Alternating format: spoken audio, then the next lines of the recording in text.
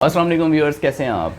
आज का मौसम बहुत अच्छा है और कुछ दिनों से बहुत गर्मी थी और आज जो है वो कल से बल्कि बारिश हो रही है, कल रात से। और बहुत ही प्यारे मौसम के साथ हम ये वीडियो स्टार्ट करने वाले हैं, तो चलिए शुरू करते हैं। जी व्यूअर्स, तो ये आपके सामने 220 वोल्ट्स का लाहौरी कूलर है और ये क्लैम्प मीटर है जिससे मैं चेक करूँगा कि ये कितने एम्पेयर लेता है, कितने वाट्स जो है वो कंज्यूम कर रहा है, प्लस माइनस लीड्स। ये इसको आप रिमूव कर देंगे, इसका कोई काम नहीं है इसमें। ये मैं इसको रिमूव कर देता हूँ यहाँ से और ये हमारा हो गया मीटर। इसमें हमने सिंपली क्या करना है,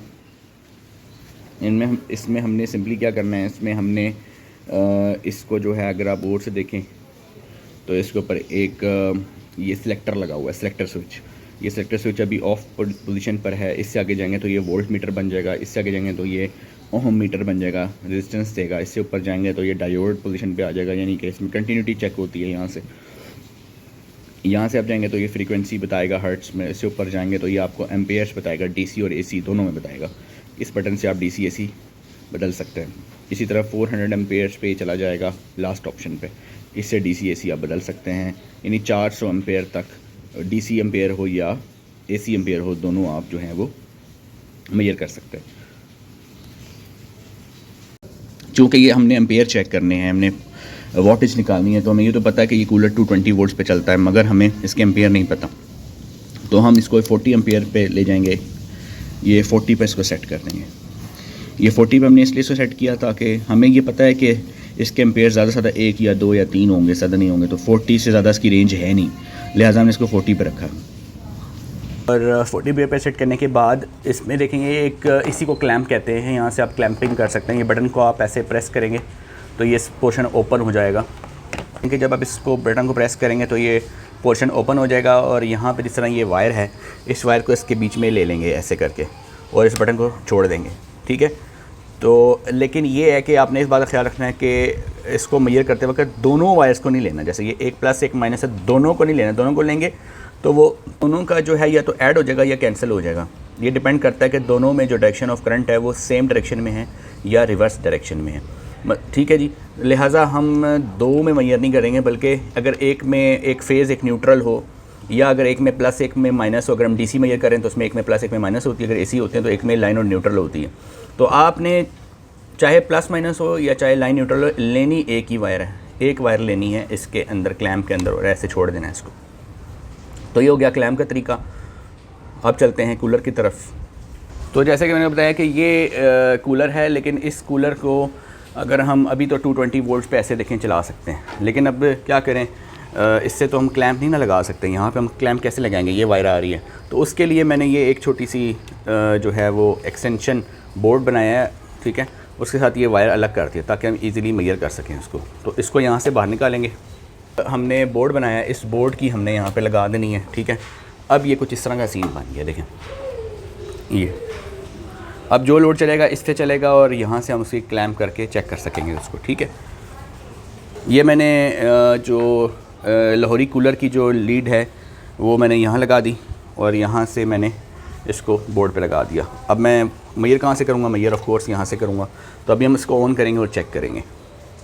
ये देखें, ये क्लैम्प मीटर है, ये उसी 40 एम्पेयर पे सेट है जहाँ भी हमने किया था, ठीक है।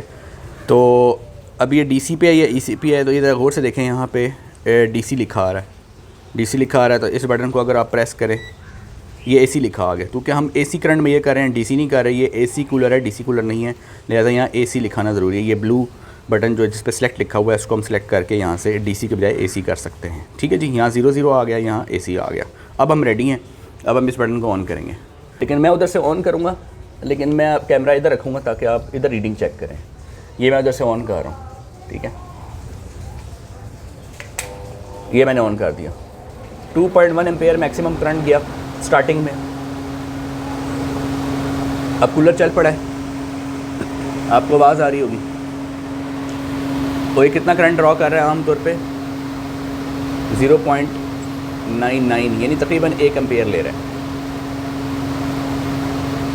0.98, 0.99 यानी तकरीबन 1 एम्पेयर ले रहा है। लेकिन आप इस बात पे गौर करिए, जब ये स्टार्ट हुआ था तो इसने कितने एम्पेयर लिए थे। मैं इसको ऑफ़ करता हूँ, ये मैंने इसको ऑफ़ कर दिया।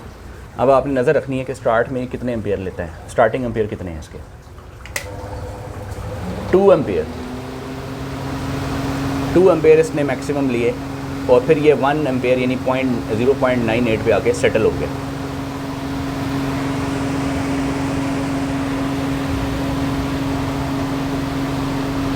जैसे कि मैंने आपको अभी एक जो रूम कूलर है, एयर कूलर है, वो एसी एयर कूलर आपको मैंने दिखाया था, और एसी एयर कूलर में मैंने आपको ये दिखाया था कि वो कितने एम्पेयर जो है एसी एम्पेयर कंज्यूम कर रहा है। तो एसी एम्पेयर जो उसकी थे यानी करंट जो वो ड्रॉ कर रहा था वो ले रहा था 0.99। इसको मैं अप्रॉक्सीमेटली 1 एम्पेयर ले लेता हूँ, यानी 1 एम्पेयर वो ड्रॉ कर रहा था कॉन्स्टेंटली, यानी ऑन होने के बाद। और स्टार्ट के ऊपर बिल्कुल जो उसका स्टार्टअप करंट था, स्टार्टअप करंट की वैल्यू थी इसकी, वो थी तकरीबन 2.02 यानी तकरीबन 2 एम्पेयर्स। यानी जब स्टार्ट होता है तो डबल वैल्यू ले रहा था करंट की, और जब हमने आगे उसको स्टार्ट किया, आगे हमने उसको रनिंग किया, यानी कॉन्स्टेंटली जब उसको चलाना शुरू किया तो उसके एम्पेयर्स 1 एम्पेयर थे, यानी आम तौर पे 1 एम्पेयर ही ले रहा है, और स्टार्ट में वो 2 एम्पेयर ले रहा है। तो पहले तो हम इसकी पावर कैलकुलेट करेंगे। तो ये एक लाहौरी कूलर जो अच्छे साइज़ का है, तकरीबन बड़े साइज़ का, फुल साइज़ का ये। तो इस बड़े साइज़ का जो कूलर है ये कितने पावर कंज्यूम करता है, स्टार्टअप पे कितने कंज्यूम करता है और फिर उसके बाद नॉर्मली कितने कंज्यूम करता है। पहले हम इसकी पावर कैलकुलेशन करेंगे। तो एक हम इसकी पावर कैलकुलेट करेंगे। पावर का फार्मूला होगा, एसी पावर कैलकुलेट कर रहे हैं तो cos ऑफ फाई यानी P = I × V × cos of phi, यानी current into voltage into power factor. ये जो चीज़ है ये पावर फैक्टर है। पावर फैक्टर जो है इसके ऊपर एक और वीडियो बना देंगे, लेकिन पावर फैक्टर पाकिस्तान में 0.8 या 0.9 के करीब लिया जाता है। इसकी वैल्यू 0 से स्टार्ट होती है, 1 के ऊपर ख़त्म होती है, 0 से 1 के दरमियान में वेरी हो सकती है। तो जितना पावर फैक्टर 1 के करीब होगा उतना जो है वो अच्छा होता है, जितना 0 के करीब होगा उतना बुरा होता है, यानी उतनी बिल ज़्यादा आता है। तो अभी हम शुरू करते हैं। P = करंट की वैल्यू पहले हम लेंगे स्टार्टअप 2 एम्पेयर है, यहाँ पे आपने 2 ले लिया। वोल्टेज जो है वो 225 ले लेते हैं, या 220 पास का 230 आ रहे होते हैं, हम 225 एवरेज ले लेते हैं। और पावर फैक्टर हम 0.9 ले लेते हैं, 405। यानी स्टार्टअप जो पावर है वो 405 वाट है। इसी को अगर हम आगे चलें, P = IV × cos of phi, तो यहाँ पे लिखते हैं करंट हमारा जो है जब आगे चला, यानी स्टार्ट होने के बाद जो नॉर्मल हमारा करंट ड्रॉ हो रहा है वो तो 1 एम्पेयर है, तो हम यहाँ पे ले लेते हैं 1। 225 यहाँ वोल्टेज ले लेते हैं, या 220 भी ले सकते हैं आप। cos ऑफ फाई की वैल्यू हम 0.9 ले लेते हैं। आप ये डिपेंड करता है परफेक्टर आपके घर में क्या आ रहा है, 0.8 बाद इलाकों में 0.9, तो 0.9 ले लेते हैं। 202.5 वाट्स, यानी एक्चुअली जो लाहौरी कूलर है वो 202.5 वोल्ट यानी तकरीबन 203 वाट कंज्यूम करता है, बड़ा वाला आम तौर पे जो कर रहा होता है, यानी कॉन्स्टेंटली, इससे फिर बढ़ता नहीं है।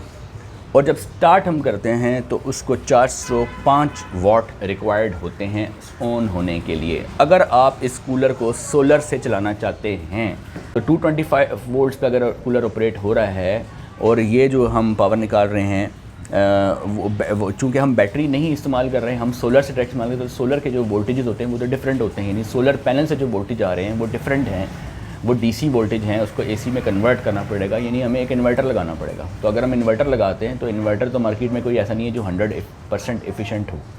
अगर आप MPPT चार्ज कंट्रोलर यूज़ करते हैं तो आपकी एफिशिएंसी इन्वर्टर की मैक्सिमम 90% या 95% है, लेकिन हम 90% भी लगाएं तो 450 में से अगर 40-50 वेदर की तरफ से चला जाए, यानी आपको 430 या 420 वाट मिले, उसमें से 90% अगर हम निकाल दें इसका इन्वर्टर का, तब भी आपका एक कूलर नहीं चल पाएगा, स्टार्ट अप करंट उसको नहीं मिलेगा, यानी कि ये 405 वाट उसको नहीं मिलेगा।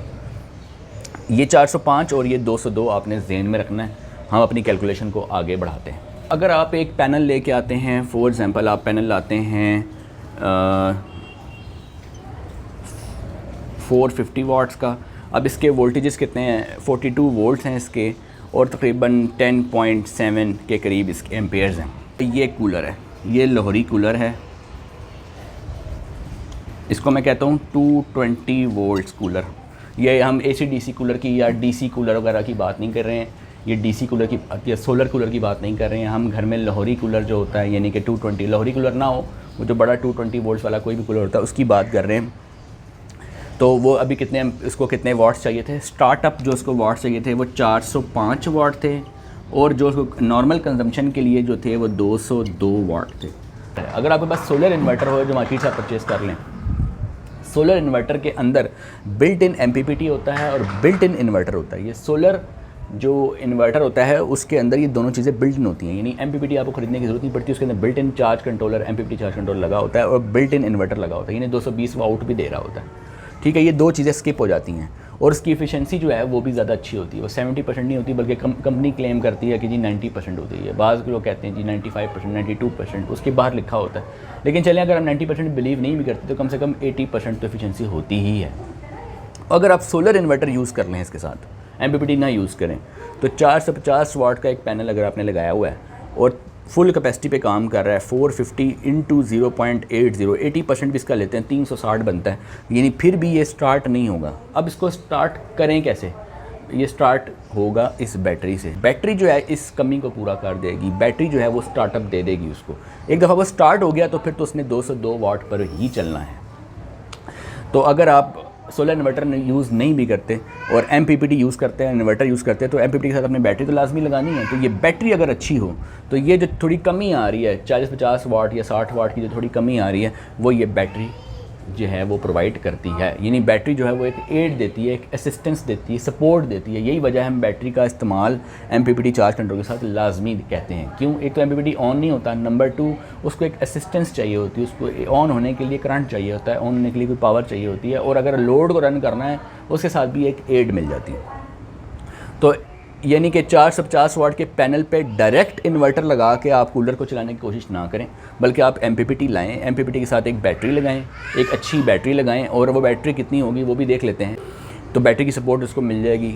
अब 450 वाट का panel with the aid of the battery easily जो है वो आपका ये कूलर जो है वो चला देगा, जो कि 202 वाट पे आमतौर पे चलता है, और स्टार्टअप जो है वो भी इसको मिल जाएगा। तो ये है तरीका। अगर आप सोलर पे 220 वोल्ट का कूलर सोलर पे चलाना चाहते हैं तो ये इसका कंप्लीट सेटअप है। या तो इसके मैंने दोनों ऑप्शन आपको दोबारा रिपीट कर देता हूँ। एक ऑप्शन तो ये है कि आप एमपीपीटी और इन्वर्टर, छोटा एमपीपीटी ले लें, छोटा एक इन्वर्टर ले लें अगर आपका बजट कम है, और अगर आपका बजट अच्छा है तो आप इन दोनों को अलग अलग परचेज़ करने के बजाय एक ही सोलर इन्वर्टर परचेज़ कर लें। सोलर इन्वर्टर, जब आप एक सोलर इन्वर्टर परचेज़ करते हैं तो फिर आपको एमपीपीटी इन्वर्टर अलग अलग लेने की ज़रूरत नहीं पड़ती, और ये इसलिए बेटर होता है, इसकी वारंटी मिलती है। इसकी कोई वारंटी नहीं है इस इन्वर्टर की। ये एमपीपीटी जो है ये भी ख़राब होने का खर्चा होता है, 6 महीने की वारंटी में आता है, या बाज़ कोई साल में आता है, लेकिन साल इसकी वारंटी फिर भी नहीं होती। तो ये सोलर इन्वर्टर है, इसकी वारंटी आपको 2 साल 5 साल भी मिल जाती है। तो और ये 2 in 1 होता है, ये सारी चीज़ें इसमें मौजूद होती हैं। डायरेक्टली आपने सोलर इन्वर्टर परचेज़ करना है, उसके साथ आपने बैटरी लगा देनी है, उसके साथ एक तरफ आपने पैनल लगा देना है, और एक तरफ आपने 220 आउटपुट ले लेनी है और अपने लोड को रन कर देना है। अब सवाल ये पैदा होता है कि 220 वोल्ट का ये कूलर जो हमने लगाया है, इसके साथ अगर हम 450 वाट का पैनल लेके आएँ मार्केट से, तो हम ये बैटरी कितनी बड़ी लगाएं कि हमें 24 घंटे का बैकअप मिल। तो 450 वाट का एक पैनल और एक बैटरी 220 AH की। अब सवाल ये है कि क्या एक पैनल 220 AH की बैटरी 8 घंटे में चार्ज कर पाएगा या नहीं कर पाएगा, ये भी हमें कैलकुलेशन करनी पड़ेगी। नॉर्मली जो इसके एम्पेयर आते हैं 10.7 आते हैं ओपन में, लेकिन चलें 10 आ गए या 9 आ गए, लेकिन जब उसके साथ एमपीपीटी लगाएंगे तो एमपीपीटी इसको ज़ाहिर है कि वोल्टेज को रिड्यूस करेगा और करंट को बूस्ट करेगा, वोल्टेज को रिड्यूस करंट को बूस्ट करेगा एमपीपीटी। तो फॉर एग्जांपल अब हम देखते हैं कि एमपीपीटी को कितना बूस्ट कर सकता है। अब वेदर की वजह से 450 वाट के बजाय हमें फॉर एग्जांपल 420 वाट मिल रहे थे, जो कि हमने एक एमपीपीटी को दिए। अब एमपीपीटी जो है वो 95% या 90% एफिशिएंट था, चलिए हम 90% ले लेते हैं, 90% एफिशिएंट था, तो हमने 0.90 इंटू 420 कर लिया, तो हमें मिल गए तकरीबन 380 तकरीबन 380 वाट आपको मिल गए एमपीपीटी से गुजरने के बाद। बैटरी चार्ज हो रही है 14 वोल्ट पे, 380 वोल्ट डिवाइड बाई 14 करेंगे तो आंसर आएगा तकरीबन 27.2, 27 एम्पेयर्स आपको मिलेंगे 14 वोल्ट्स के साथ। तो 27 एम्पेयर पे आपको टोटल मिल रहे हैं। लेकिन दिन में तो ज़ाहिर है कि आप कूलर रन भी कर रहे हैं, ठीक है, तो दिन में कूलर जो है वो कितने एम्पेयर इसमें से ले लेगा, ये भी हमारे लिए मैटर करता है। तो वो डीसी कूलर नहीं है, एसी कूलर है, आपके पास 8 घंटे हैं, सोलर 8 घंटे हैं, तो अगर आप आवर से डिवाइड कर दें तो इसको 8 से डिवाइड करते हैं, 220 डिवाइड बाई 8 करें तो आपको 27 एम्पेयर चाहिए कम से कम 8 घंटे में चार्ज करने के लिए, 27 एम्पेयर। यानी कि ये जो 27 एम्पेयर आपको मिल रहे हैं, ये एक पैनल जो दे रहा है, ये तो सिर्फ बैटरी चार्ज करने के काबिल है, ये सिर्फ बैटरी चार्ज करने के काबिल है, कूलर साथ में चलाने के काबिल नहीं है। तो इसका मतलब है आपको 2 पैनल्स चाहिए 450 वाट्स के। एक पैनल जो है वो समझें बैटरी चार्ज कर रहा होगा और एक पैनल जो है वो आपका लोड रन कर रहा होगा। तो 450 वाट के एक पैनल पे आपको 24 आवर्स जो एसी कूलर है, ये 220 वोल्ट पे चलने वाला कूलर है, उसका बैकअप जो है वो आपको नहीं मिल सकता एक पैनल के ऊपर। तो इन कैलकुलेशन से हिसाब, क्योंकि देखिए 27 एम्पेयर आपको मिल रहा है, 27 एम्पेयर जो सिर्फ बैटरी चार्ज करने में लग जाएगा तो लोड कैसे रन होगा। तो क्या अगर बैटरी चार्ज ना करनी होती, सिर्फ लोड रन करना होता, सिर्फ लोड फर्स्ट करे रन करना होता, तो उसमें आपको देख लें आपको कितनी पावर चाहिए होती, वो तो हम कैलकुलेट कर चुके हैं। 02 वाट चाहिए खाली चलाने के लिए इसको।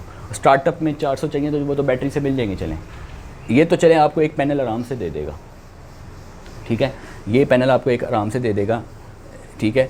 लेकिन 450 वाट का एक पैनल अगर आप लगाते हैं तो बैटरी आपकी चार्ज होने में लग जाएगा, सारे करंट तो बैटरी पे ले जाएगा। तो दूसरा एक और आपको पैनल इसके साथ लगाना पड़ेगा कि 450 वाट के 2 पैनल आपने इस्तेमाल करने हैं।